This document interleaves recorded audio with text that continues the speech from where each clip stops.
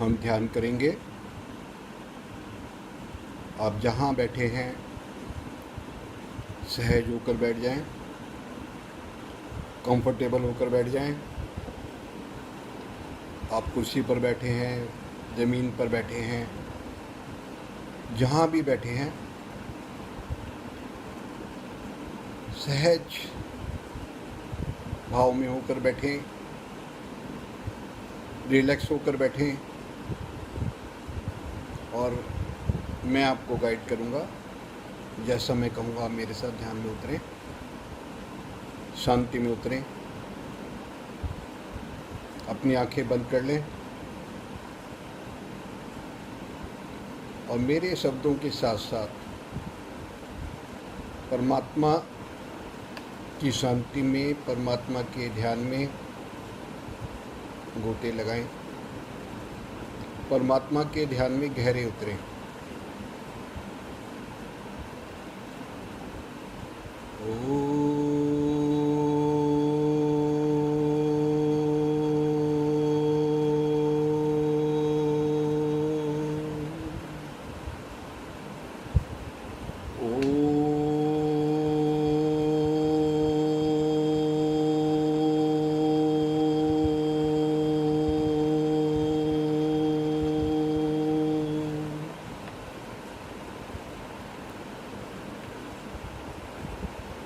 अब हम सांसों के माध्यम से ध्यान में उतरेंगे। आप गहरी सांस भीतर लेंगे, रोकेंगे और सांस को बाहर छोड़ देंगे। हमारा पूरा ध्यान हमारी सांसों पर रहेगा, हर आती हुई सांस पर और हर जाती हुई सांस पर। हर आती हुई सांस के साथ हम परमात्मा की चैतन्यता को अपने भीतर लेके जाएंगे, रोकेंगे और अपने अंदर की अशांति को, अपने अंदर के तनाव को, अपने अंदर के क्रोध को हर जाती हुई सांस के साथ हम बाहर निकाल देंगे। हम ध्यान में गहरे उतरेंगे, परमात्मा को अपने भीतर लाएंगे हर सांस के साथ और अपने भीतर की नकारात्मकता को हर जाती हुई सांस के साथ बाहर निकाल देंगे। सांस भीतर,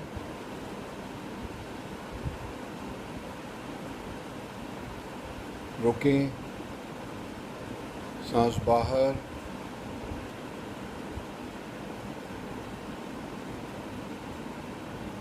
सांस भीतर,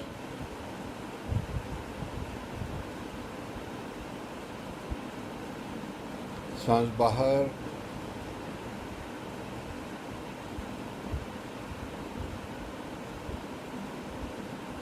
सांस भीतर,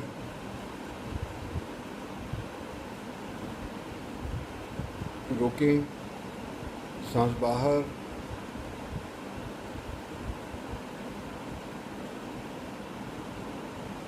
सांस भीतर, रोकें, सांस बाहर,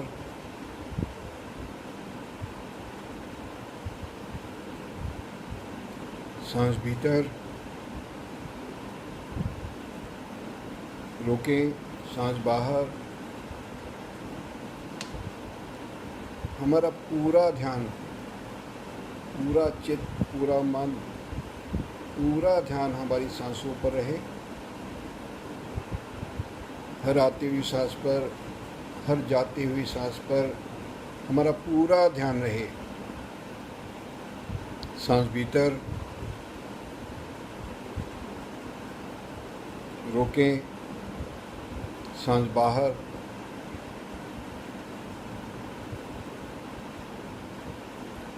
सांस भीतर, रोकें, सांस बाहर। ध्यान भीतर,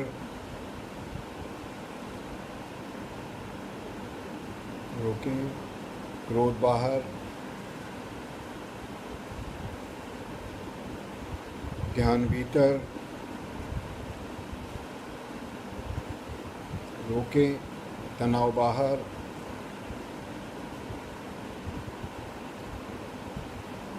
हर आती हुई सांस के साथ परमात्मा को भीतर लेके जाएं, ध्यान को भीतर लेके जाएं, रुकें और अपने अंदर के तनाव को, अपने अंदर की नकारात्मकता को, अपने अंदर के डिप्रेशन को बाहर निकालें। सांस भीतर,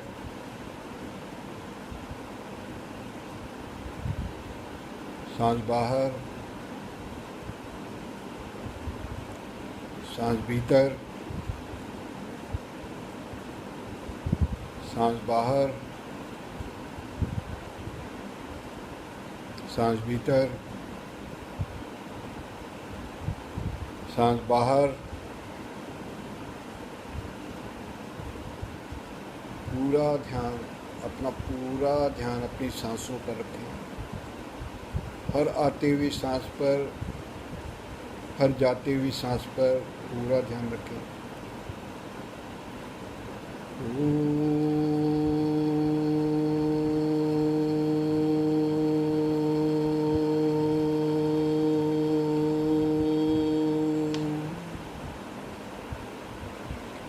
ओम यां मेधां देवगणाः पितरस्य उपासते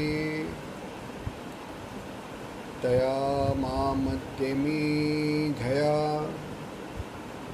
मेधाविनं कुरु।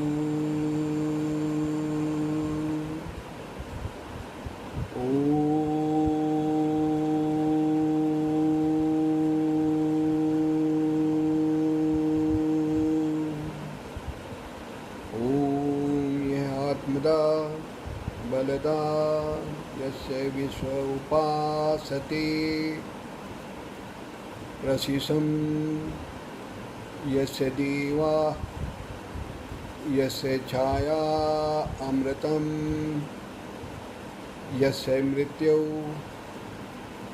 कस्मै देवाय हविषा विधेम।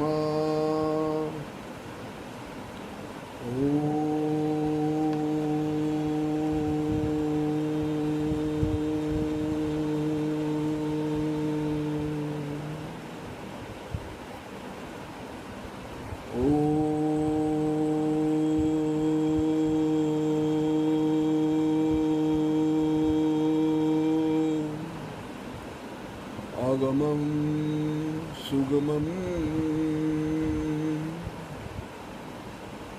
परम विलक्षणं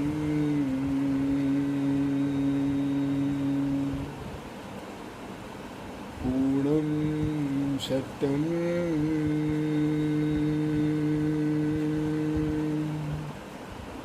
पूर्णं सक्षम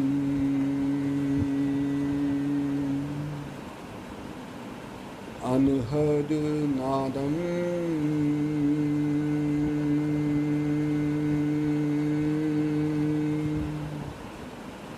समग्र व्यापं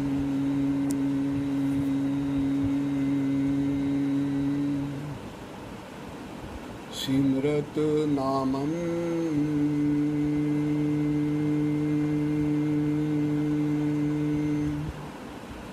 परम आह्लादं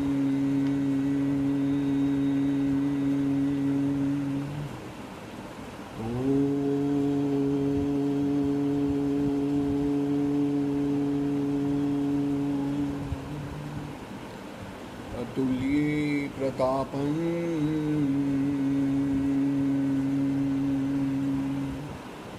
असुरमानमर्दं सकललोकवासं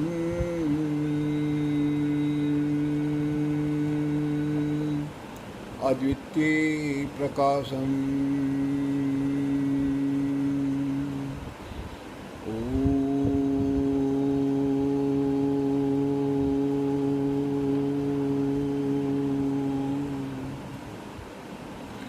अदाहं मछेदं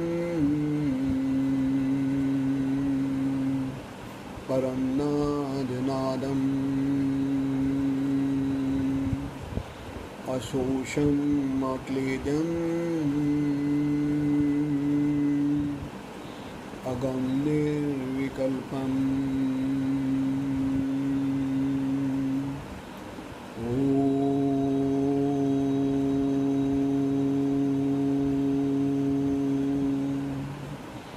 सकल जीव श्वासम समस्ते विनाशम अनलते जुतेजं नमस्कार तुभ्यं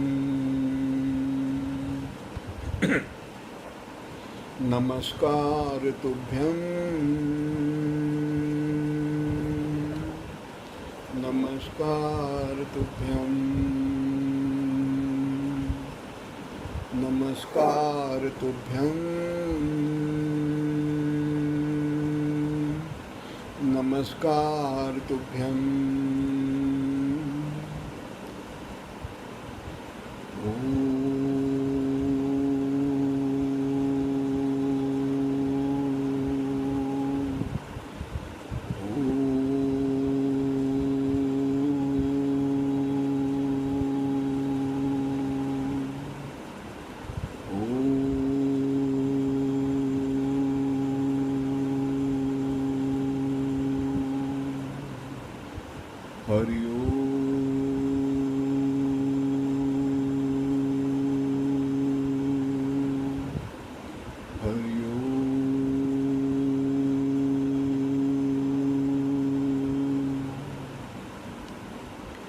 हरि ओम नमो नारायण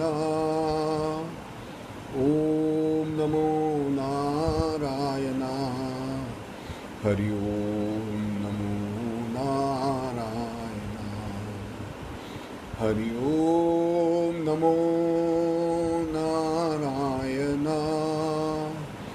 ओम नमो नारायण हरि ओम नमो नारायण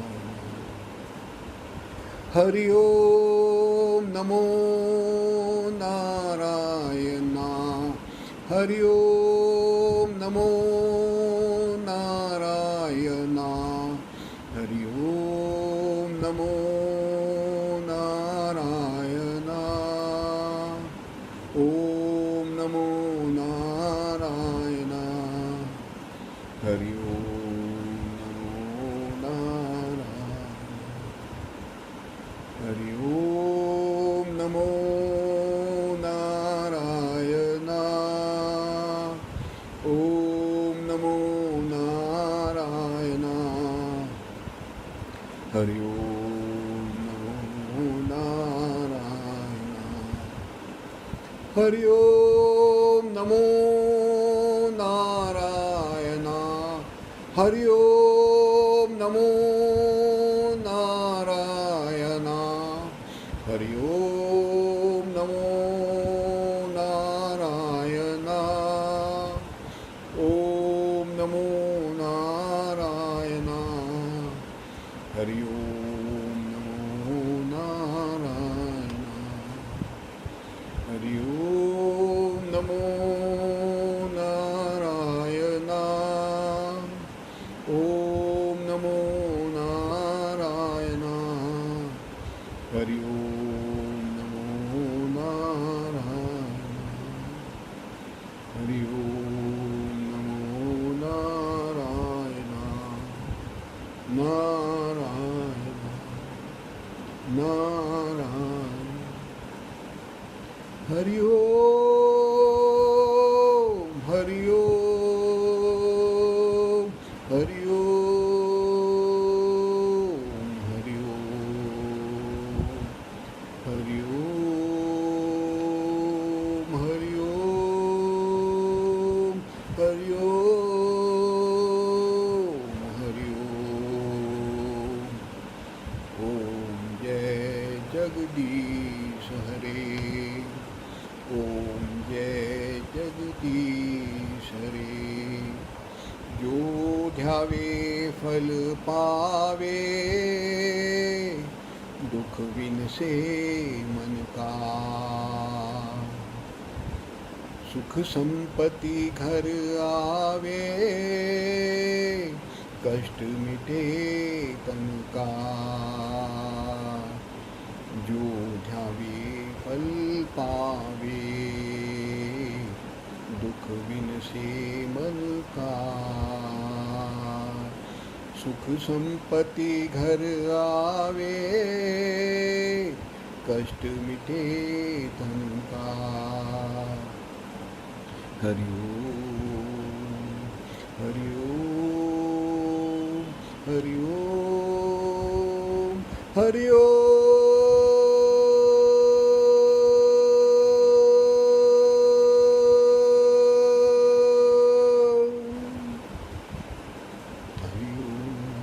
हरि ओम, हरि ओम, हरि ओम। मात पिता तुम मेरे, शरण गहूँ किसकी। तुम बिन और न दूजा, आस करूँ जिसकी। मात पिता तुम मेरे, शरण गहूँ किसकी। तुम बिन और न दूजा, आस करूं जिसकी। हरि ओम, हरि ओम, हरि ओम, हरि ओम।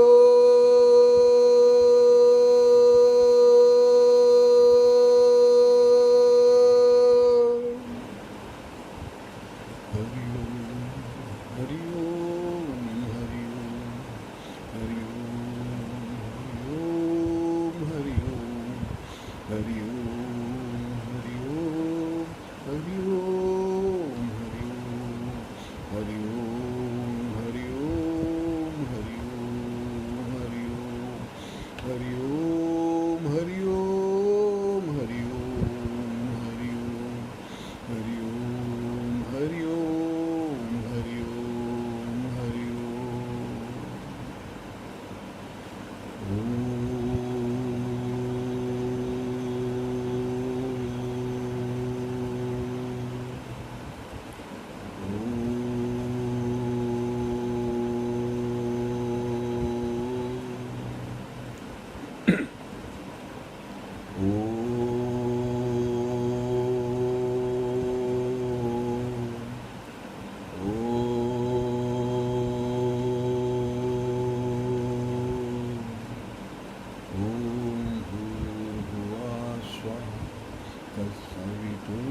तत्सवितुर्वरेण्यं भर्गो देवस्य धीमहि धियो यो न प्रचोदयात्।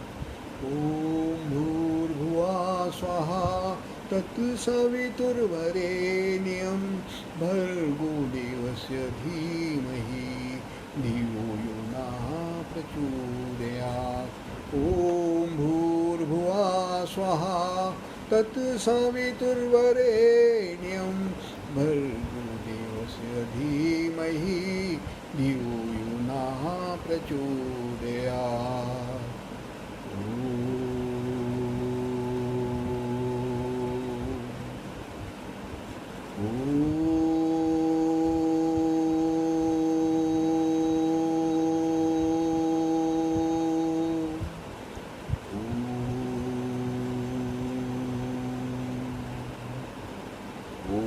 त्र्यम्बकं यजामहे सुगन्धिं पुष्टिवर्धनम् उर्वारुकमिव बन्धनान् मृत्युर्मोक्ष्यमामृतात्। ॐ त्र्यम्बकं यजामहे सुगन्धिं पुष्टिवर्धनम् उर्वारुकमिव बन्धनान् मृत्युर्मोक्ष्यमामृतात्।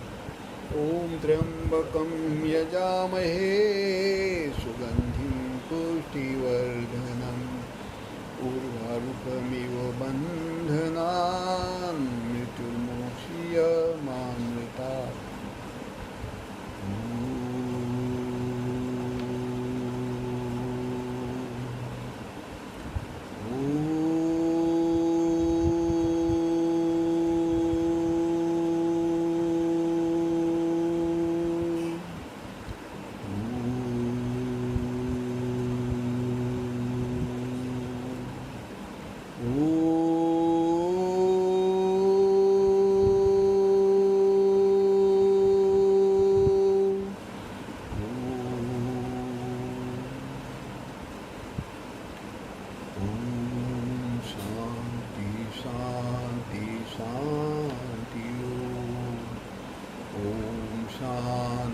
शांति शांति।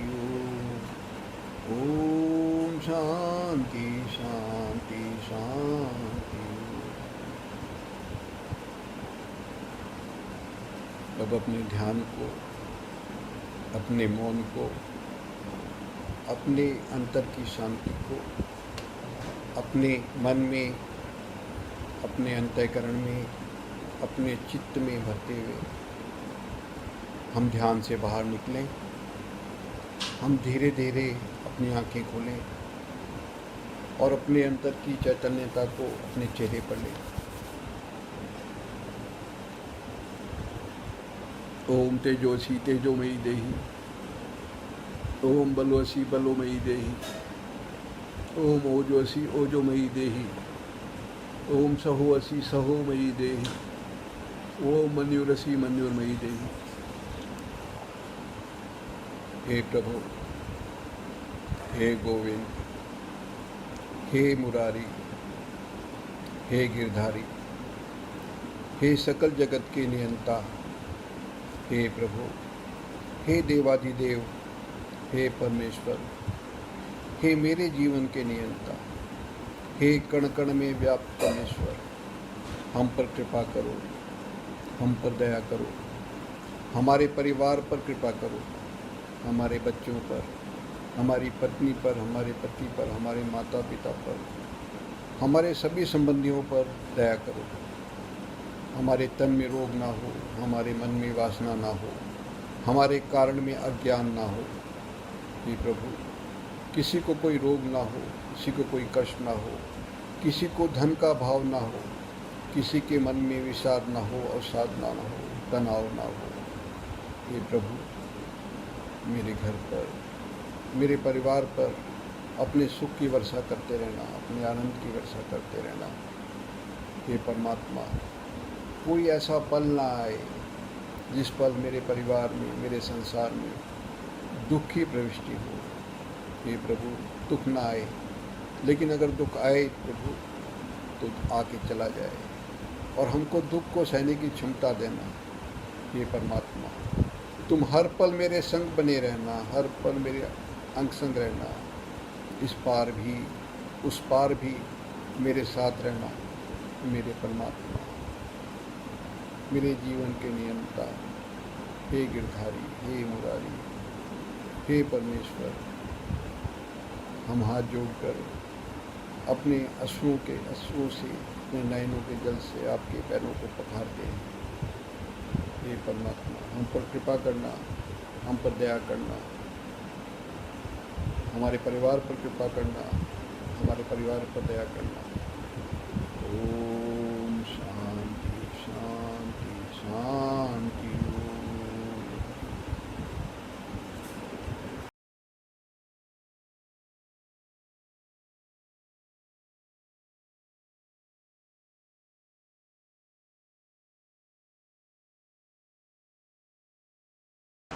अब हम बात करते हैं ध्यान की, मेडिटेशन की। क्यों करना चाहिए ध्यान, मेडिटेशन क्यों करना चाहिए। आज हम सब सोचते हैं कि मन की शांति रहे, परिवार में सुख शांति हो, हमारा व्यवसाय बढ़े, बिजनेस बढ़े, हमारा शरीर स्वस्थ रहे। सब सुख चाहते हैं, सुख की खोज में सब लगे हैं, कोई दुख नहीं चाहता। बहुत जतन सुख के किए, दुख का किया ना कोई।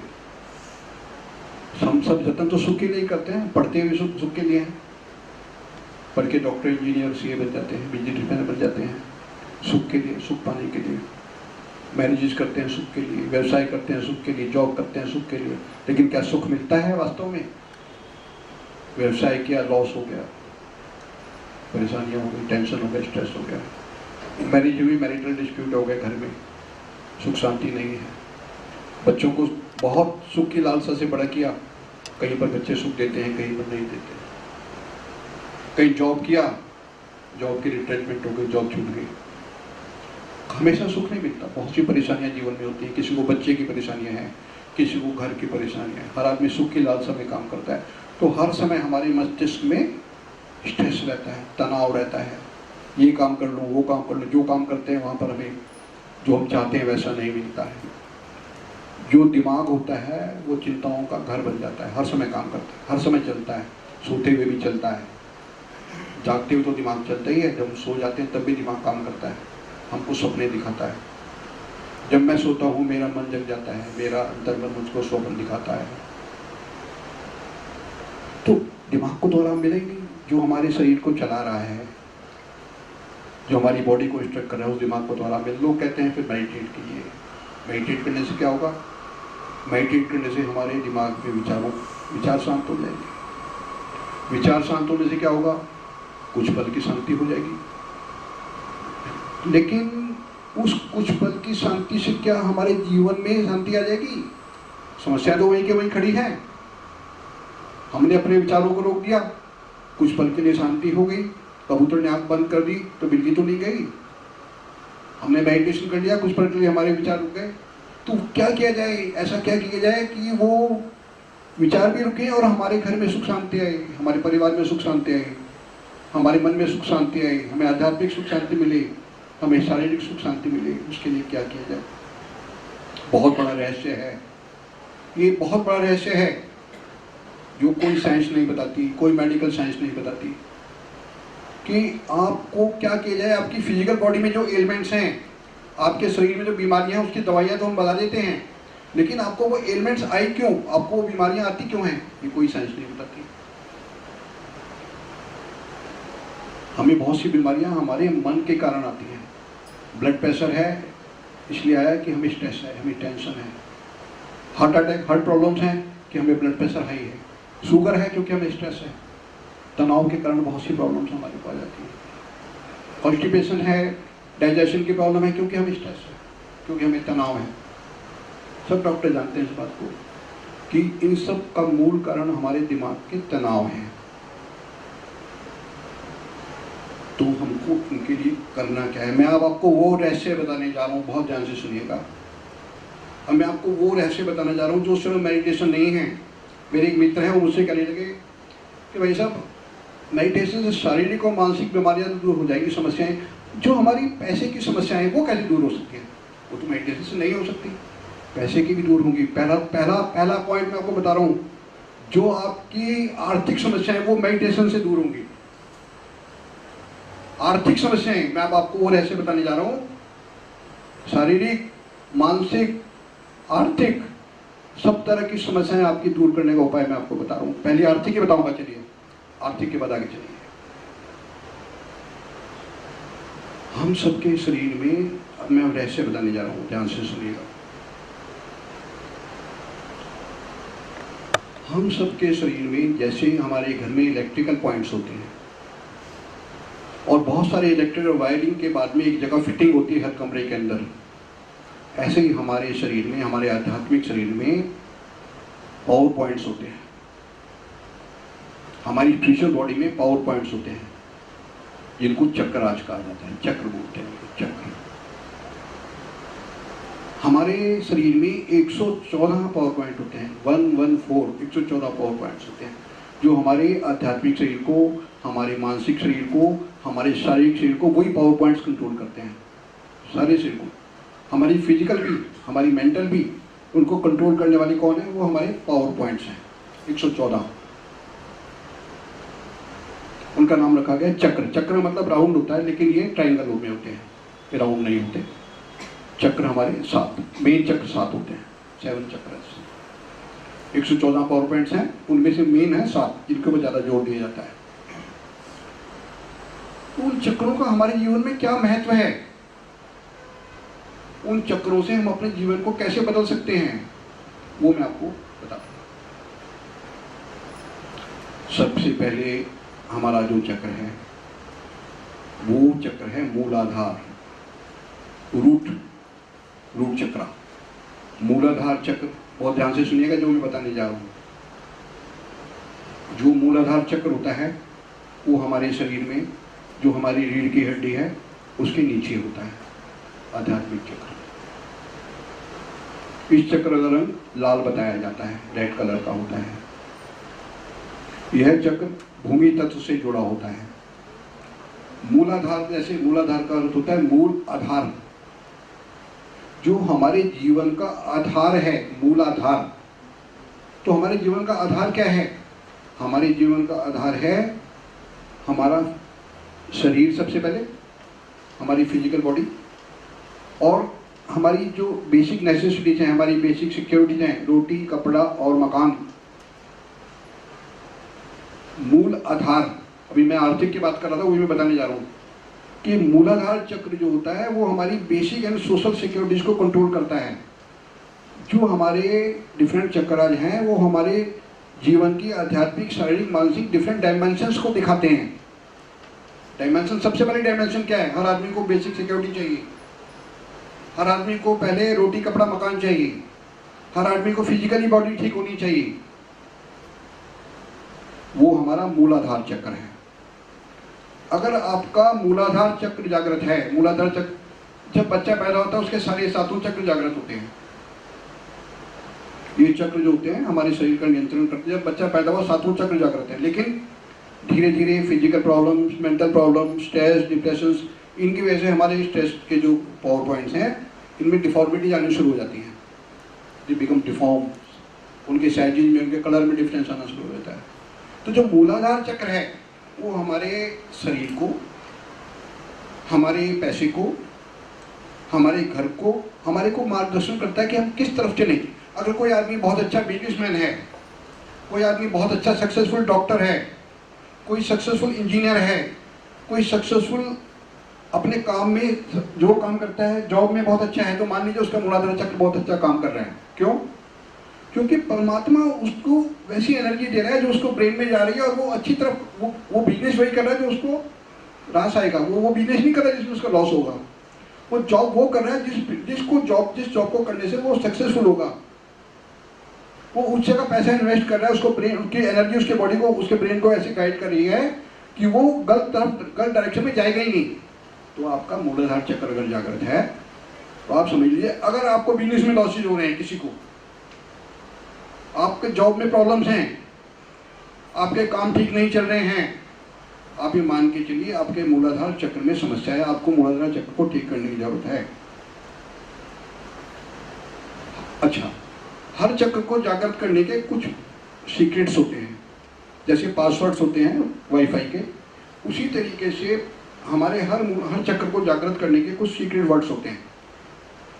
जैसे आप कोई बैंक का लॉकर खोलने जाते हैं तो एक बैंक का लॉकर, तो जो बैंक का होता है चाबी, एक चाबी हमारी होती है, एक तो पासवर्ड है परमात्मा, ओम तो सबसे बड़ा पासवर्ड है। लेकिन कुछ इसके मूल मंत्र होते हैं, बीज मंत्र उनको कहा जाता है। जब मैं अभी करवाऊंगा आगे मेडिटेशन तो मैं आपको बीज मंत्रों के साथ कराऊंगा। अभी मैं उनके बारे में बता रहा हूँ आपको, चक्रों के बारे में। तो इसका जो बीज मंत्र है मूलाधार चक्र का वो है लंग लंग।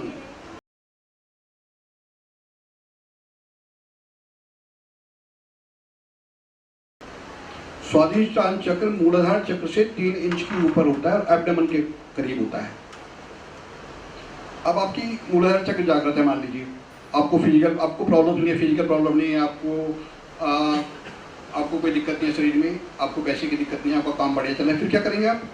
स्वादिष्टान, स्वाद लेंगे जीवन का, स्वादिष्टान, अच्छा खाएंगे, अच्छा पहनेंगे, अच्छी गाड़ी लेना चाहेंगे, अच्छा घर लेना चाहेंगे, स्वादिष्टान। फिर अच्छे अपने जो लोगों के अच्छे दोस्त बनाएंगे, सेंसुअलिटी, अच्छे लोगों से जुड़ेंगे, अच्छे मित्र बनाएंगे, फिर स्वाद जीवन का लेना शुरू कर देते हैं। लेकिन ये चक्र भी लोगों का जागृत नहीं है। इसके जागृत ना होने से क्या होता है? इसके जागृत ना होने से होता है कि हम जो हैं गलत तरफ जाते हैं। हमारे पास, हम गाड़ी के लिए लोन ले रहे हैं, लेकिन हमको ये पता है कि हम उस लोन को पे नहीं कर पाएंगे। हम बहुत बड़ा मकान बना रहे हैं क्योंकि हमारी इच्छा है रहने की, चाहे हमको ये पता हो कि हम उसको अफोर्ड नहीं कर पाएंगे। हम उन लोगों से दोस्ती करते हैं अपोजिट सेक्स में, जिनको हमको पता है कि उनसे संपर्क में आने से हमें नुकसान होगा, क्योंकि हम जीवन के स्वाद लेना चाह रहे हैं। ये विकृति है। और विकृति के अलावा अगर हमारा चक्र जागृत है तो क्या होगा? हम उन लोगों से मिलेंगे जिनसे मिलकर हमारे जीवन में तरक्की होगी, उन्नति होगी। हम वैसा घर बनाएंगे, वैसी गाड़ी लेंगे, वैसे अपने जीवन के सुख विलास करेंगे जो हमारे जीवन के लिए उपयुक्त हैं। ये स्वादिष्टान चक्र है। इस चक्र विकृत होने से समस्याएं, और फिजिकल, यहाँ मेरे बहुत से डॉक्टर मिश्र भी बैठे हैं, डॉक्टर वर्मा बैठे हैं, डॉक्टर पारस बैठे हैं। तो डॉक्टर साहब मैं आपको बताऊं, अगर हमारे स्वादिष्टान चक्र में प्रॉब्लम्स हैं तो जो हमारे एब्डोमेन की प्रॉब्लम्स हैं, इंटेस्टाइन की प्रॉब्लम है, वो प्रॉब्लम्स, क्योंकि जो रेकी है, जो बहुत से लोग यहाँ बैठे हैं जिनको रेकी की भी नॉलेज है, रेकी हमारी जो ओल्ड कंसेप्ट है चक्रास की, उसको इन्होंने लिया और इन्होंने रेकी बना दी कि बाहर से एनर्जी लो, उस एनर्जी से अपने एनर्जी पर, जहाँ पर आपकी चक्र एनर्जी जिस चक्र के विकृत है उसको ठीक कर दो। यानी रेकी क्या है? This is Reiki. जो हमारा पुरातन, जो हमारा चक्रों का विज्ञान है, उस विज्ञान को लेकर के रेकी बना दिया गया। वो तो बहुत छोटा सा पार्ट है हमारे चक्र विज्ञान का। हमारे चक्र बहुत बृहत हैं, बहुत बड़े हैं। ये हमारा स्वादिष्टान चक्र है। तो स्वादिष्टान चक्र का बीज मंत्र क्या है? वंग, वंग बोला जाता है। मैं भी आपको मेडिटेशन कराऊंगा। इसका कलर ऑरेंज बताया जाता है। स्वादिष्टान चक्र का कलर इसका ऑरेंज है, और ओम से सब चक्र खोले जाते हैं। अब मैं इससे ऊपर के चक्र पर आता हूं। ये जो हमारा जो स्वादिष्टान चक्र है, उसके, और जो हमारी नाभि है, नाभि के ऊपर ये होता है मणिपुर चक्र, इसको कहा जाता है। डायमेंशन देखिए, परमात्मा ने किस हिसाब से डायमेंशन बनाए। पहले बेसिक सिक्योरिटी, उसके बाद स्वास्थ्य जीवन के, और उसके बाद आप क्या करते हैं? फिर लोग क्या करते हैं? प्रतिष्ठा, सामाजिक प्रतिष्ठा, पावर, क्लब्स, संस्थाएं वो ज्वाइन करते हैं। हमारा मणिपुर चक्र क्या बताता है? फिर हम जो जीवन के वो डायमेंशंस की तरफ जाते हैं। हम सामाजिक संस्थाओं से जुड़ते हैं, हम संवेदनाओं से जुड़ते हैं, हम चैरिटी में चले जाते हैं, लोगों की मदद करने लगते हैं। महात्मा बुद्ध, जब उनके पास देखिए, उनका स्वादिष्टान चक्र भी जागृत था, उनका जब वो जिस समय वो बच्चे थे, और उनका वो चक्र भी जागृत था जिसको हम रूप चक्र कहते हैं। लेकिन जब वो उनको बचाया जाता है, कोई बूढ़ा ना दिखे, कोई गरीब ना दिखे, कोई मृतक ना दिखाया जाए, तो जब वो बाहर एक बार गए, उन्होंने देखा एक बूढ़ा व्यक्ति है, उन्होंने देखा एक गरीब व्यक्ति है, उन्होंने देखा एक बीमार व्यक्ति है, उन्होंने देखा एक मृतक व्यक्ति है, तो उनका जो मणिपुर चक्र पर थे उस समय, उनके मन में संवेदनाएं जागृत होगी, संवेदनाएं जागृत होगी। उन्होंने कहा अरे, क्योंकि उनको वो सब कमी नहीं थी, उनको पैसा भी था, उनके पास सब कुछ था, उनका मणिपुर चक्र पर थे उस समय में। तो उन्होंने कहा यार ऐसा क्यों हो रहा है? मरता क्यों आदमी? आदमी बूढ़ा क्यों हो जाता है? आदमी बीमार क्यों हो जाता है? तो ये मणिपुर चक्र है। मणिपुर चक्र जो है, अगर विकृत है तो हम इन सब चीज़ों से दूर रहेंगे, ना किसी की मदद करेंगे, ना किसी सामाजिक संस्था में जाएंगे, ना हम कोई कहीं पर किसी की सेवा करना चाहेंगे, ना कहीं कोई पोस्ट लेना चाहेंगे, क्योंकि हम लोग इन चीज़ों से दूर हैं। अगर कोई आपको बहुत अच्छा नेता नजर आता है, बहुत अच्छा सामाजिक, हमारे बीच में राज चावला जी जैसे मौजूद हैं, हमारे सीनियर नेता हैं, तो राज चावला जी से मैं कहूँगा आपका मणिपुर चक्र जागृत है, ये हमारे सीए समाज के नेता हैं। ऐसे लोग फिर समाज में प्रतिष्ठा से रहते हैं, क्योंकि पैसा भी है, स्वाद भी है जीवन के, तो उनका मणिपुर चक्र जागृत होता है। हमारे डॉक्टर वर्मा बैठे हैं, वर्मा जी गैलेक्सी के हॉस्पिटल के मालिक बैठे हैं, इनका भी मणिपुर चक्र जागृत है। तो ये हमारा मणिपुर चक्र जागृत है। ये इसका जो है तत्व सूर्य है, मणिपुर चक्र का सूर्य तत्व। अगर आपको मणिपुर चक्र को जागृत करना है तो आप सूर्य की जो सूर्य की किरणें होती हैं, सूर्य के उगने के बाद कुछ देर आप उनमें खड़े होइए, मणिपुर चक्र जागृत होगा। इसका बीज मंत्र है रंग, और ये येलो कलर का होता है, मणिपुर चक्र होता है। तो तीनों जो हमारे नीचे के चक्र हैं, ये भौतिक चक्र हैं, भौतिक जीवन से जुड़े हुए। अब हम आध्यात्मिक कितना की तरफ धीरे धीरे ऊपर चल रहे हैं। देखिए कितने बड़े रहस्य हैं जीवन के ये, जो आपको पता नहीं होंगे। पहली बात तो मैंने आपको बताई कि अगर आपको रुपये पैसे की दिक्कत है, तो दिक्कत है तो भी मेडिटेशन करना पड़ेगा, तो भी, क्योंकि आपके रूट चक्र में प्रॉब्लम है, अपने रूट चक्र को ठीक कीजिए। अगर आपको बिजनेस में समस्या है, बार बार लॉसेज हो रहे हैं, तो आपके जो रूट चक्र में कोई ना कोई प्रॉब्लम है, मूलाधार में। अब मैं आगे आता हूँ। ज़्यादातर लोग हृदय हृदय से को प्रेम का केंद्र समझते हैं। हृदय को दिल की बात की जाती है कि जब भी कोई आप फिल्मी गाना में सुनते हैं दिल दिया दिल, क्योंकि हृदय को प्रेम का केंद्र समझा जाता है। मैं उसके ऊपर आ रहा हूं। जो हमारा हृदय चक्र है, अनाहता। अनाहता का अर्थ क्या है? ये सीक्रेट, एक तो होती है मेडिकल साइंस, मैं आपको जीवन साइंस बता रहा हूं और बहुत ब्रीफ में बता रहा हूं। एक होता है अनाहता। अनाहता का अर्थ है अनहता। अनहता जो ब्रेक नहीं होता, अनहता, अनाहता चक्र। जब हम डायमेंशन हमारी बढ़ रही है लाइफ की, हमारे पास रुपए पैसे भी आ गए, हमारे पास अच्छा घर हो गया, अच्छी गाड़ी हो गई, हमारे पास पावर भी आ गई, फिर हम क्या करते हैं? फिर हम ध्यान करते हैं, परमात्मा की ओर जाते हैं। अनहद नाद, ओंकार, ओंकार की ध्वनि, ओम की ध्वनि, अनहद नाद बोलते हैं। अनहद नाद वो नाद है जो ब्रेक नहीं होता।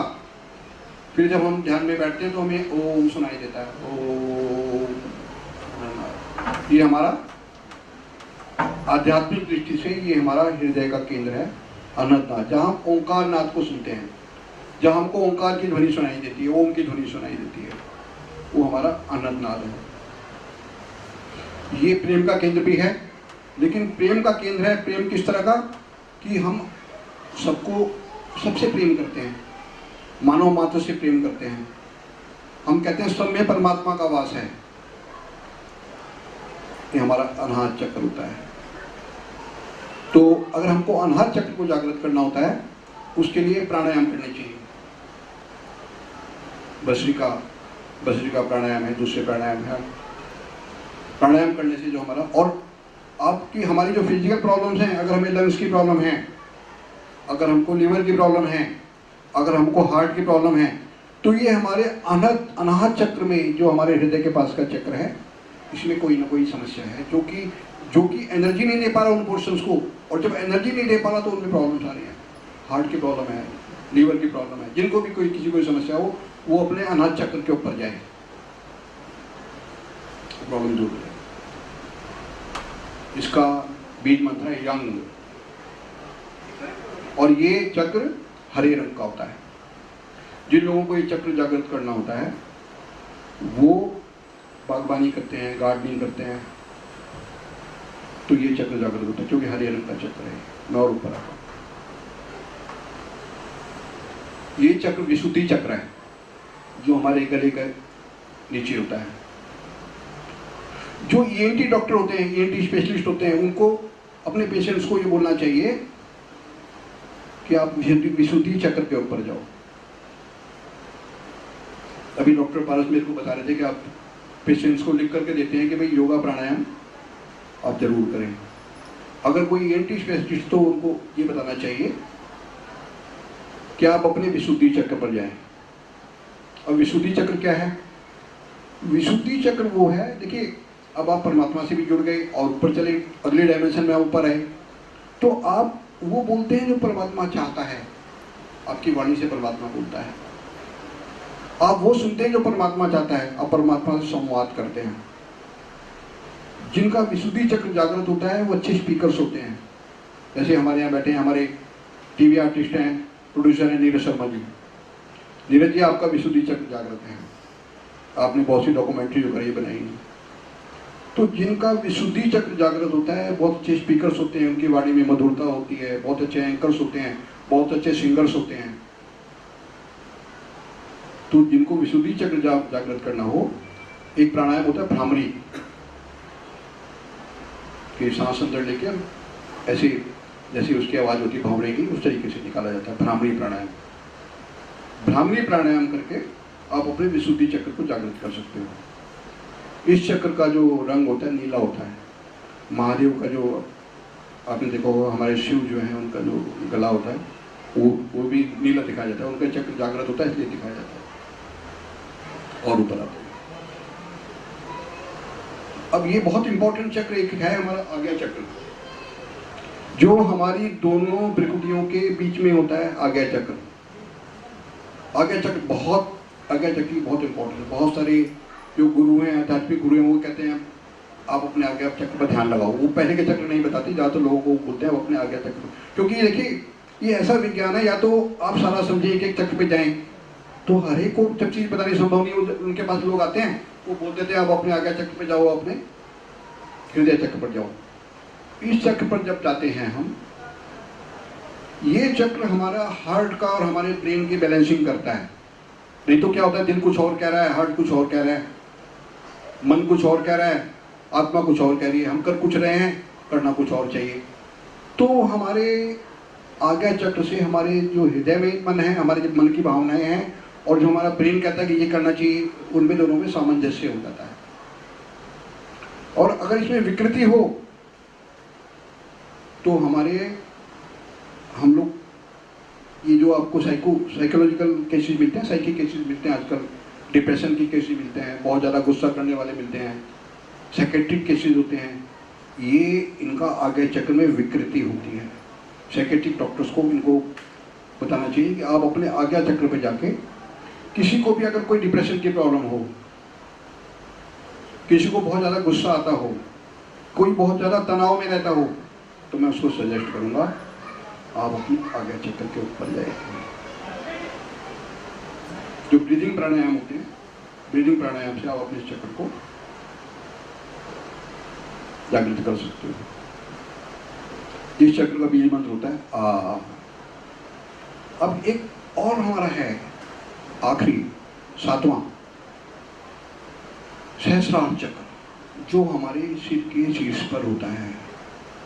ये चक्र सबसे इम्पोर्टेंट, बहुत इंपॉर्टेंट चक्र है। हम बाकी चक्रों को जागृत कर सकते हैं, अपनी कोशिश से इसको हम जागृत नहीं कर सकते, अपनी कोशिश से नहीं कर सकते। ये चक्र हमको शिवत्व की ओर ले जाता है, हमको परमात्मा की ओर ले जाता है। और अगर किसी की ये प्रॉब्लम हो, इसमें समस्या आ गई है, तो वो तो बिल्कुल गया, उसको बहुत प्रॉब्लम्स आ जाएगी, क्योंकि ये तो सारी बॉडी का शीर्ष पर है। इसको जागृत, ये कब, इसमें विकृति कब आती है? आमतौर पे लोगों का जागृत होता है, ये विकृत नहीं होता, जागृत होता है। ये वाला सहस्रार चक्र जागृत होता है। लेकिन अगर इसमें विकृति आ गई, क्यों आ गई? अगर अपने बड़ों का आदर नहीं किया, हमने माता पिता का आदर नहीं किया, हमें अपने वो लोग जो हमको बहुत प्यार करते हैं, हमारे गुरुजन हैं, हमारे पेरेंट्स हैं, हमारे जो हमको बहुत अफेक्शन देते हैं, उनको हमने प्यार नहीं दिया, तो इसको जागृत करने का क्या उपाय होता है? हमारे सिर पर उनका हाथ रहे, हमारे माता पिता का हाथ रहे, हमारे सिर पर जो हमारे गुरुजन हैं उनका हाथ रहे, जो हमको बड़े लोग हमको प्यार करते हैं, वो अगर प्यार से हमारे सिर पे हाथ रखते हैं, तो हमारा ये चक्र जागृत होता है। इस चक्र का मंत्र है ओम।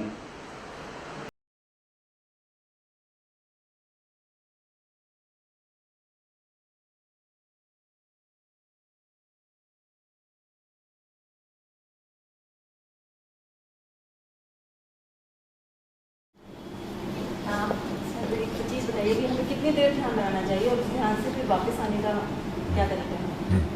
नाम खुमारी नानका चली रहे दिन रात। नानक कहते हैं कि मैं खुमारी में चला गया था ध्यान करते हुए। खुमारी मतलब ऐसी नशे में चला गया था, अब वो नशा उतरता ही नहीं है दिन और रात।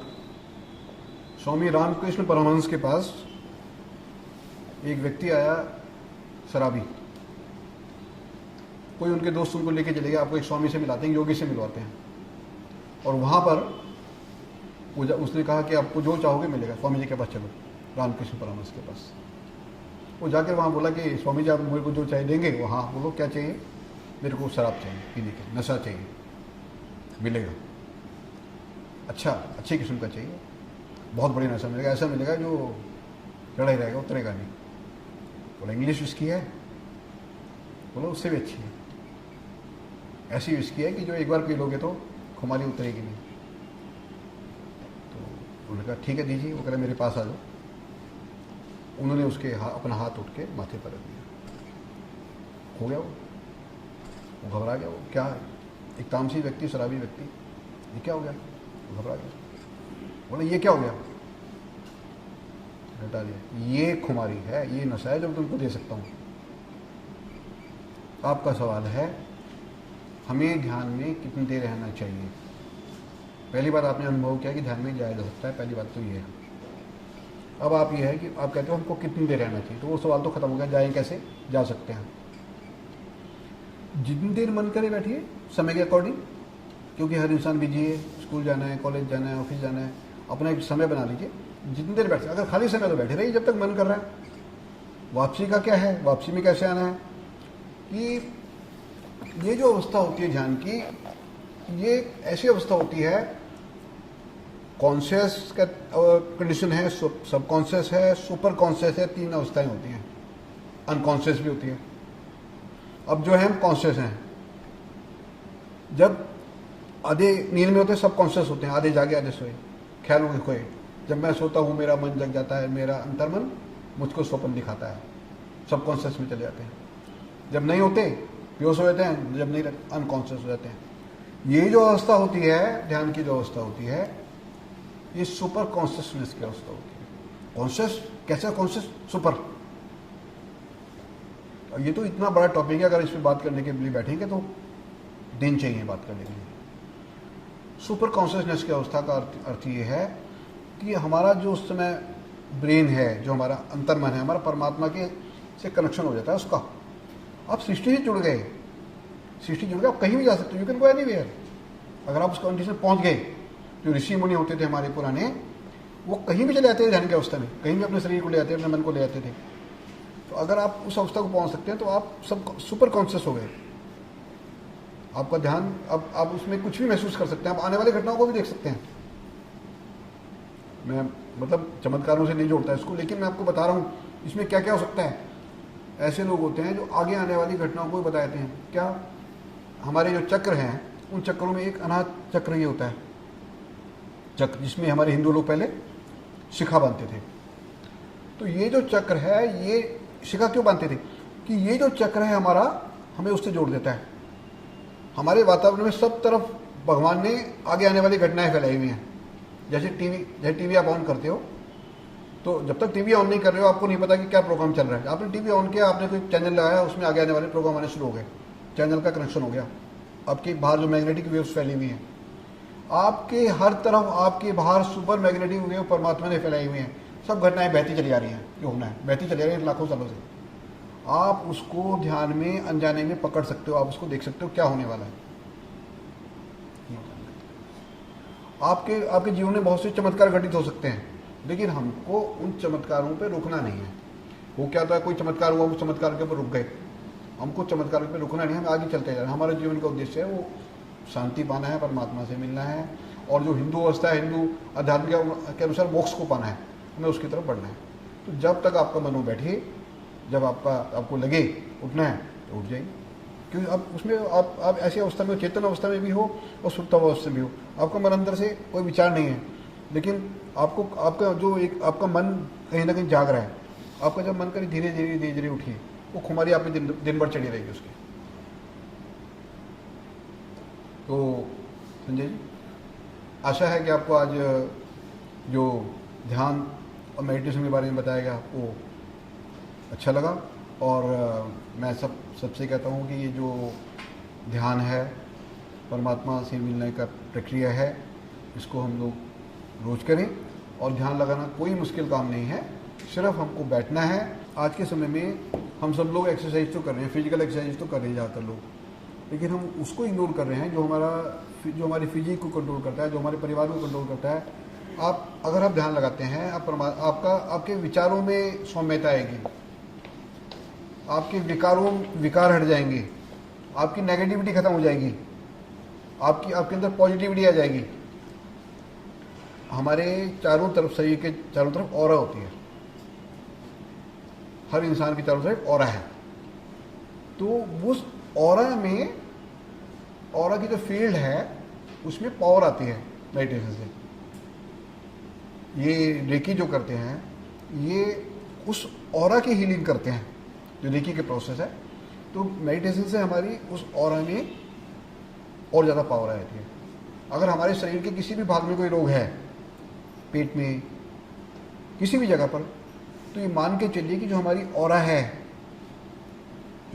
उसमें उस जगह पर कोई प्रॉब्लम आ गई है, उस ऑरा को हील करने की जरूरत है। आप अपना ध्यान उस जगह पे ले जाइए, डेली उस केंद्र पे ले जाइए, वो रोग दूर हो जाएगा। जहाँ भी आपको शरीर में समस्या है, जहाँ भी आप उसके पावर पॉइंट ले, जैसे हृदय का पावर पॉइंट हृदय ये यहाँ सेंटर में है, चेहरे में कोई प्रॉब्लम है ये पावर पॉइंट ये है, कोई नीचे का है नाभि, नाभि में ध्यान को ले जाइए, कोई और शरीर में नीचे मूलाधार जो हमारी रीढ़ की हड्डी के नीचे पॉइंट होता है वहाँ पर ध्यान को ले जाइए। तो हम जिस जगह पर अपने ध्यान को ले जाएंगे वो हमारे ध्यान हमारे उस जगह पावर पॉइंट्स हैं, हमारे उस ऑरा को ठीक करेंगे। और भी कपड़े के तरीके से अगर मान के चलिए वो कपड़े में जो फट गया है वो कपड़ा सिल जाएगा, उसकी सिलावट हो जाएगी, तो ये ऑरा हीलिंग कहलाती है। स्पिरिचुअलिटी के बहुत सारे पार्ट्स हैं, healing, aura healing, super consciousness, आपकी अभी तो उनके बारे में जिक्र नहीं किया मैंने ज़्यादा, जो हमारे पावर पॉइंट्स हैं उनके बारे में अगर जिक्र करना बैठ जाएँ तो एक पूरा समय सिर्फ उनके लिए चाहिए। अगर आपको हृदय चक्र की बात करनी है तो सिर्फ हृदय चक्र के बारे में भी आप घंटों बात कर सकते हैं। अगर आपको आज्ञा चक्र की बात करनी है तो हमारा आज्ञा चक्र के बारे में आप बहुत देर बात कर सकते हैं।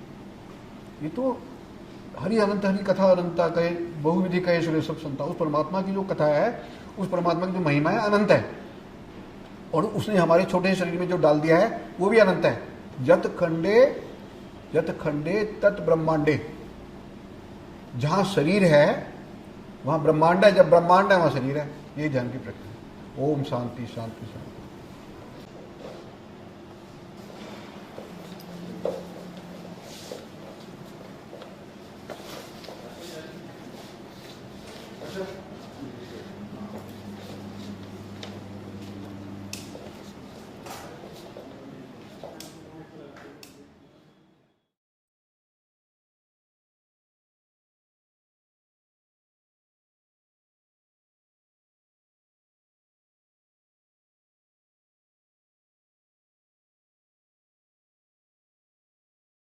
मेडिटेशन क्या है, ध्यान क्या है, सिमरन क्या है,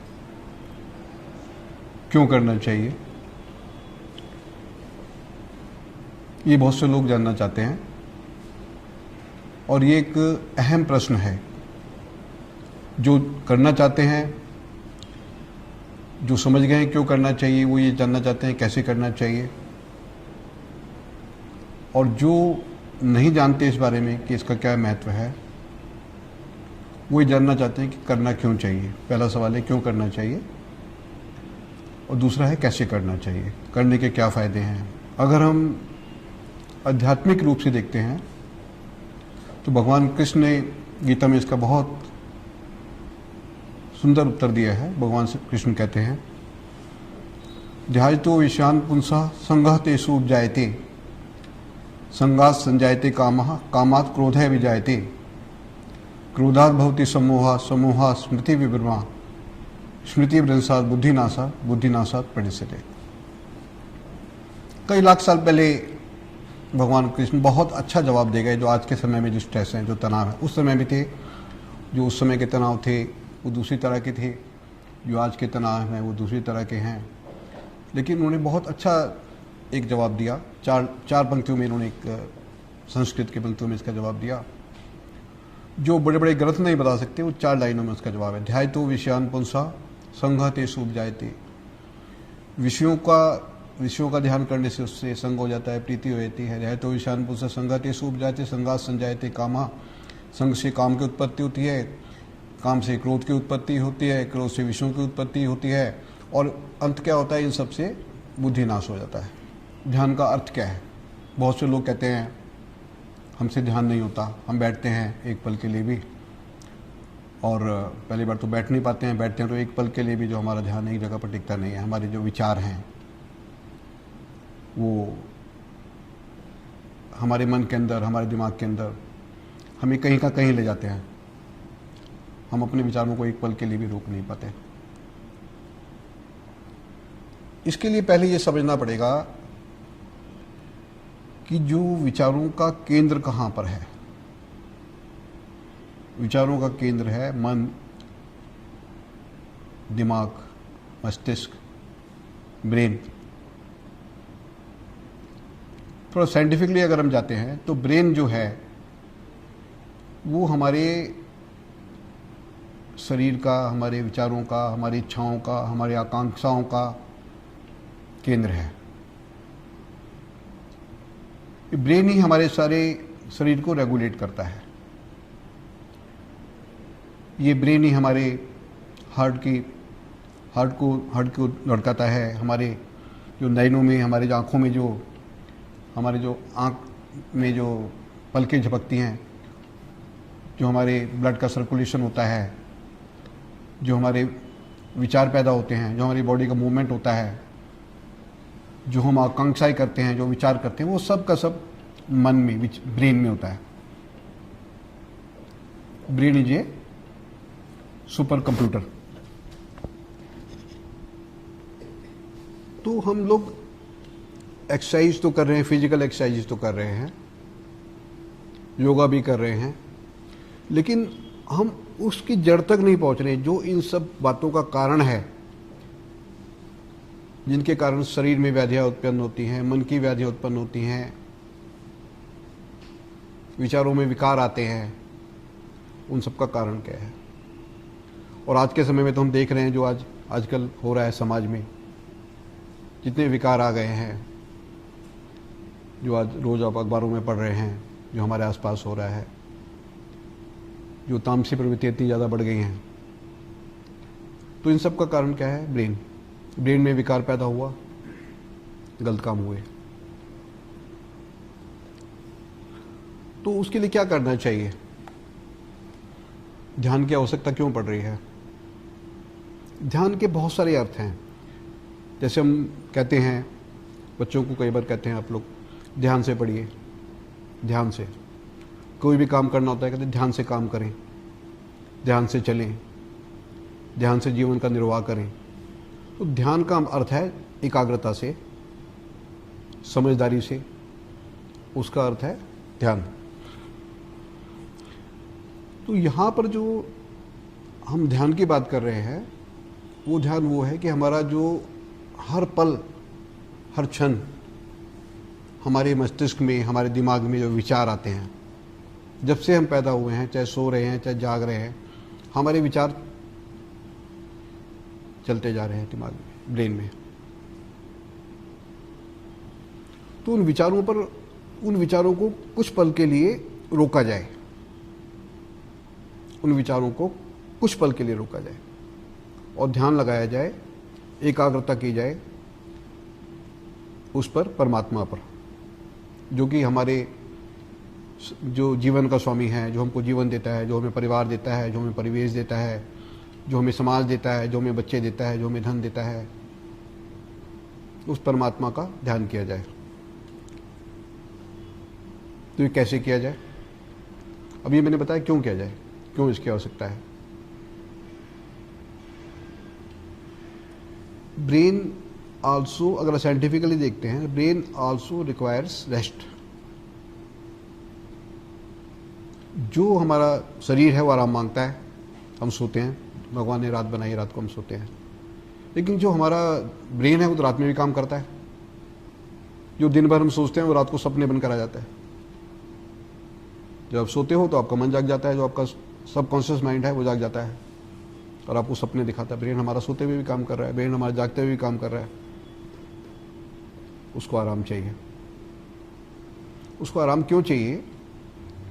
क्योंकि जो सारे शरीर को चलाने वाला है, जो आपके जीवन को चलाने वाला है, जो आपको दिशा निर्देश देने वाला है, अगर उसको आप कुछ पल आराम नहीं दोगे, वो भी थक जाएगा, वो स्ट्रेस में आ जाएगा। जो आजकल तनाव हो रहे हैं, डिप्रेशन हो रहे हैं, लोग कहते हैं मैं बहुत तनाव में हूँ, बहुत डिप्रेशन में हूँ। किस लिए? कि वो जो विचार हैं दिमाग में, वो कहीं का कहीं इंसान को ले जाते हैं। कोई समस्या है तो जो हमारी विचार श्रृंखला शुरू हो जाती है, उसका क्या परिणाम होगा। हम वर्तमान में जीने के बजाय या तो भूत में जीते हैं या भविष्य में जीते हैं। हम सोचते हैं उसका क्या होगा, किसी समस्या का, उसका क्या हल, उसका हल सोचा जाए तो अच्छी बात है, लेकिन हल के बजाय हम सोचते हैं। इसलिए ब्रेन को रेस्ट चाहिए। अब ब्रेन को रेस्ट मिल नहीं पाता, स्ट्रेस पैदा होता है, तनाव पैदा होता है। आजकल जो डिप्रेशन के कारण बहुत से केसेस, सुसाइडल केसेस भी आते हैं, क्योंकि ब्रेन को आराम नहीं मिल पा रहा है। उसको आराम चाहिए। ये साइंटिफिकली बता रहा हूँ मैं आपको। और आध्यात्मिक दृष्टि से अगर आप देखते हैं तो हमारे यहाँ आध्यात्मिक दृष्टि से माइथोलॉजी के लिए हमारे यहाँ वर्णन किया गया है राधा कृष्ण का। अब राधा या कृष्ण का अर्थ क्या है? राधा कृष्ण, राधा हम सब अगर माइथोलॉजी के लिए देखते हैं, आध्यात्मिक दृष्टि से देखते हैं, हम सब स्त्रियाँ हैं, वी आर ऑल फीमेल्स, पुरुषों में से कोई नहीं है, सिर्फ एक पुरुष है, एक, वो है परमात्मा। जितनी भी आत्माएं हैं दे आर ऑल फीमेल्स। तो उन राधा और कृष्ण का मिलन ये माइथोलॉजिकली, स्पिरिचुअली, ये ध्यान से संभव है। मैं आपको एक छोटी सी बात बताता हूँ, कहानी सुनाता हूँ।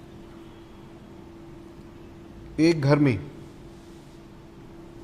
एक पति पत्नी रहते हैं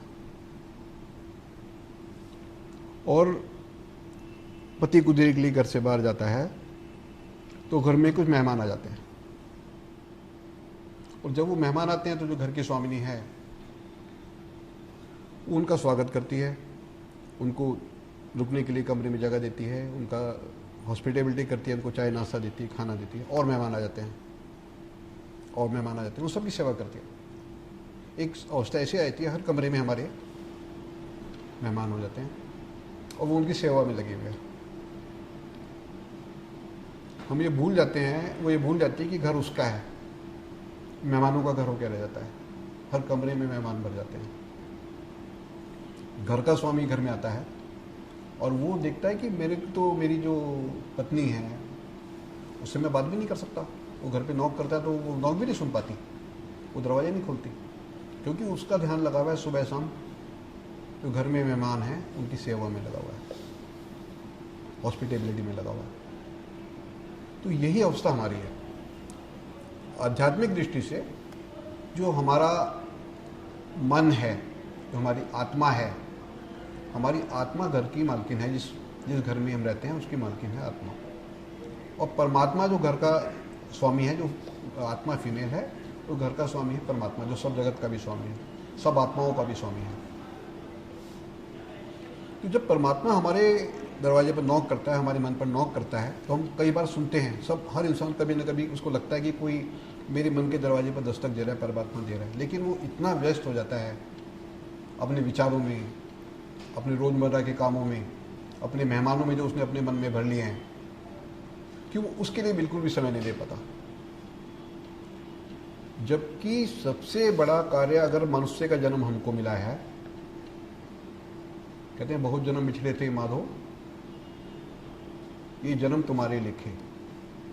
कहा जाता है कि हम बहुत जन्मों से बिछड़े हुए थे, पता नहीं कौन कौन सी जोनियों से के बाद हमको ये जो मनुष्य का शरीर मिला है, ये बहुत जोनियों के बाद हमको मिला है। ये इसका कारण क्या, क्यों मिला है? इसका कारण यह है कि हमको इस जन्म को बेकार ना जाने दें, जैसे हमने बहुत जोनियों में जाने दिया है। बहुत जन्म बिछड़े थे उससे, इस जन्म में ये जन्म हमारा बेकार ना जाए। इस जन्म में हमारा उससे मिलन जरूर होना चाहिए, आत्मा परमात्मा का मिलन जरूर होना चाहिए, नहीं तो ये भी बेकार गया, वेस्ट। अगर हमने उस परमात्मा से अपने आत्मा का मिलन नहीं करवाने की कोशिश भी करी तो ये वेस्ट। अब हम कहते हैं, जैसा आपने कहा कि हम ध्यान लगाना बैठते हैं और ध्यान लगता नहीं, हमारा विचार हमारे साथ रहते हैं, सराउंडिंग में हमारे रहते हैं। तो ये तो मैंने बताया विचार ध्यान लगाने की आवश्यकता क्या है। इसके बारे में अगर कोई सवाल हो तो पूछ सकते हैं कि हमें ध्यान लगाने की आवश्यकता क्यों है। कोई इस बारे में कोई और बात, कोई सवाल? तो मैं बताता हूँ ध्यान लगाने का प्रोसेस क्या है।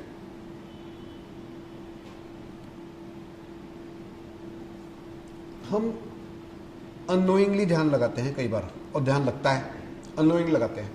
हम कहीं भी बैठे हैं, हम किसी मीटिंग में बैठे हैं, हम बस में बैठे हैं, हम गाड़ी में बैठे हैं, हम अचानक हमारे विचार जो है हमको कहीं का कहीं ले जाते हैं और हमको कुछ नहीं पता होता कि हमने हमारे रास्ते में, हमारे रेड लाइट पे हमारे साथ में गाड़ी कौन सी थी, हम बस में बैठे, हमें पता नहीं होता हमारे साथ में कौन बैठा, हमारा ध्यान कहीं और लगा होता है, अननोइंगली लग जाता है।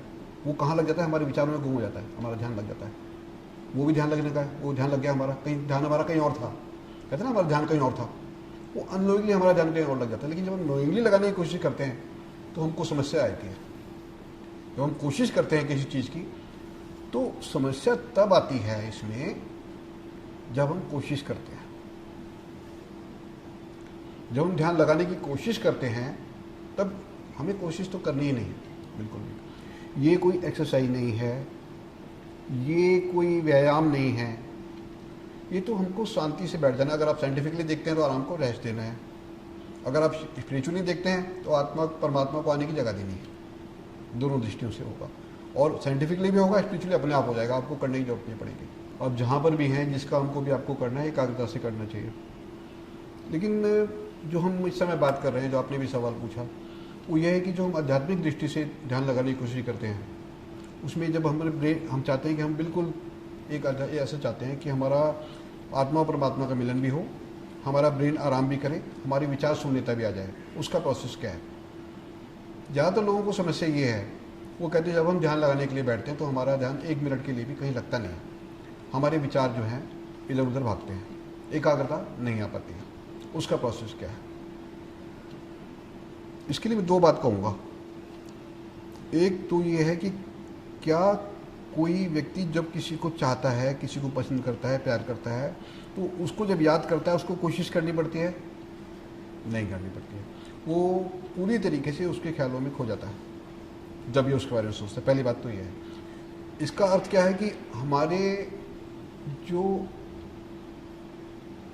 प्यार है जिसके लिए हम ध्यान लगाना चाह रहे हैं परमात्मा के लिए, पहली बात तो उसमें कमी है कहीं ना कहीं, क्योंकि प्यार, अगर प्यार होता है बहुत ज़्यादा तो सोचने की जरूरत ही नहीं पड़ती, खुद ब खुद लग जाता है ना। पहली बात तो यह है। दूसरी बात यह है कि अब इसको कैसे लगाया जाए, ये बहुत बड़ा सवाल है, क्योंकि कोशिश सब करते हैं लगाने, लोग बैठते हैं आंख बंद करके बैठे, और बहुत से लोग बताते हैं कि आप यहाँ पर ध्यान केंद्रित करें, वहाँ ध्यान केंद्रित करें। ध्यान केंद्रित करने की कोशिश करते हैं, 2 मिनट बैठते हैं, लेकिन वो क्या है कि विचार कहीं के कहीं हमको लेके चले जाते हैं। उसके लिए करना क्या है? मैं आपकी बात का जवाब देता हूँ। ध्यान लगाना बहुत ही सरल और बहुत ही सहज प्रक्रिया है, लेकिन पहली बात यह है, इसके लिए आप ये मान के चलिए कि हमें करना कुछ भी नहीं है। जब हम कुछ करने की कोशिश करते हैं तभी समस्या पैदा हो जाती है, क्योंकि पहले ही हमारे ब्रेन के पास, हमारे दिमाग के पास करने के लिए बहुत कुछ है। हमें उसको कोई एडिशनल काम नहीं दे देना है कि मैं कोई एक्स्ट्रा काम करूं, हमको तो उसको आराम देना है। हम ध्यान करने के लिए बैठे और हमने ये सोच लिया कि हम एकाग्रता कहीं तो हमको एक्स्ट्रा काम मिल गया, तो ब्रेन पहले ही परेशान है अपनी समस्याओं से, और उससे वो हो नहीं पा रहा है, उसका ध्यान कहीं चला जाएगा। इसके लिए करना क्या है? इसके लिए सिर्फ ये करना है, आप शांति से कहीं भी बैठ जाइए और अपने विचारों को देखते रहिए। ना तो विचारों को रोकिए, ना विचारों को पकड़िए, ना विचारों से झगड़ा कीजिए। आपके घर में मेहमान आए हुए हैं, आप घर के गृह स्वामी हैं, घर की स्वामिनी हैं, उन मेहमानों को धक्का दोगे, भगाओगे, आपसे लड़ेंगे। आपको सिर्फ ये करना है, उनको चाय नाश्ता नहीं देना है, उनको पानी नहीं देना है, उनको खाने के लिए खाना नहीं देना है। बहुत सरल है। जब हम आग बंद के कोशिश करें कि विचार आ रहा है, इस विचार को हमें दूर भगाना है, तभी समस्या पैदा हो जाएगी। आप घर के कोने में खड़े हो जाइए और उन मेहमानों को देखते रहिए, बिल्कुल शांति से देखते रहिए। ना उनको कुछ बोलिए, ना उनसे कुछ बात कीजिए, ना उनका विरोध कीजिए, चुपके से उनको शांति से देखते रहिए। और वो जो मेहमान है, जब देखेंगे ना उनको कोई अटेंड कर रहा है, ना कोई उनको हॉस्पिटलिटी कर रहा है, वो चुपचाप धीरे धीरे घर से चले जाएंगे। बहुत ही सरल, बहुत ही सहज, कहीं ध्यान लगाने की ज़रूरत नहीं है, कहीं अपने विचारों को एकाग्र करने की ज़रूरत नहीं है, कोई मेहनत करने की ज़रूरत नहीं है। अपने अंदर देखिए, जैसे आप कोई सीरियल देखते हैं, जैसे आप टीवी पर सीरियल देखते हैं, ऐसे हमारे अंदर भी सीरियल चलता है। आप सिर्फ उसको देखिए, लेकिन उसको पकड़िए मत।